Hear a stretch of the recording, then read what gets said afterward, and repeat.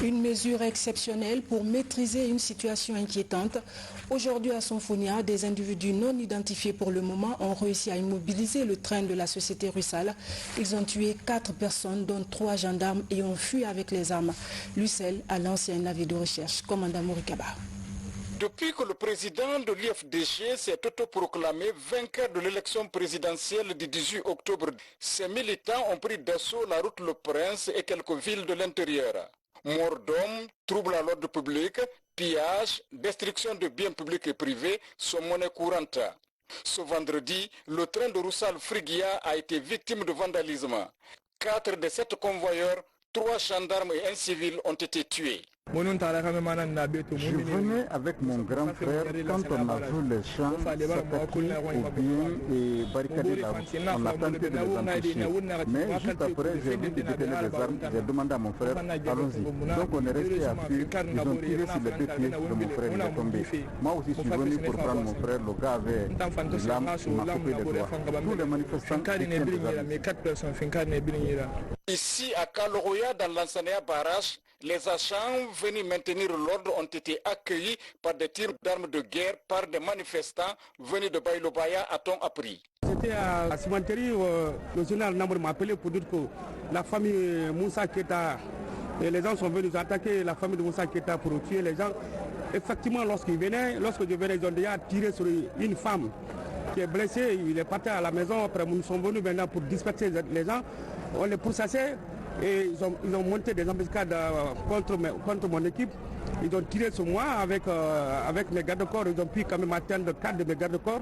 Il y a 2, les 2 ils ont reçu des balles sur leurs pieds, l'autre à l'épaule et 4e personne au ventre.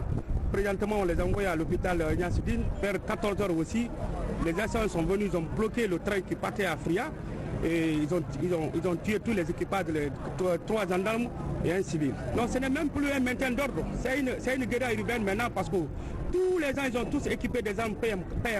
Partout nous partons, que ce soit à la cimenterie, que ce soit à CBA, ils ont tous les armes. Finalement, lorsque j'ai appelé les BAC pour intervenir, les BAC sont venus, ils le poussaient, mais les BAC, ils ont vu que les éléments qui tirent les armes, ce n'est pas au hasard. C'est des gens bien formés, tactiquement, ce n'est plus le maintien d'ordre, ni le rétablissement d'ordre public. Parce qu'on nous parle pas en maintien d'ordre.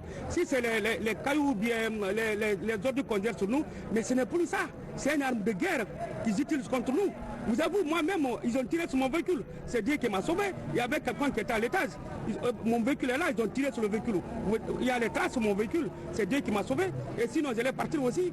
Un drame incroyable. J'ai vu le train découpé. Et les wagons sont espacés jusqu'à 400 mètres. Et les présumés ont réussi, n'est-ce pas, à ouvrir sûrement la vanne, n'est-ce pas, du mazout, de la citerne de mazout, qui a écoulé jusqu'à 400 mètres environ. Mais heureusement, les trains n'ont pas pris feu.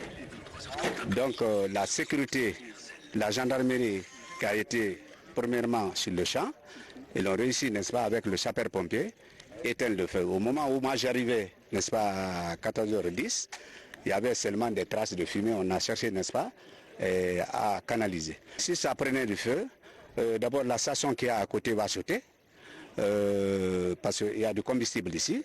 Et le combustible mazout, n'est-ce pas, s'il prend du feu, tel que c'est, ça a écoulé jusqu'à 400 mètres de long, tout le long de rail, tout de côté rail vers T7.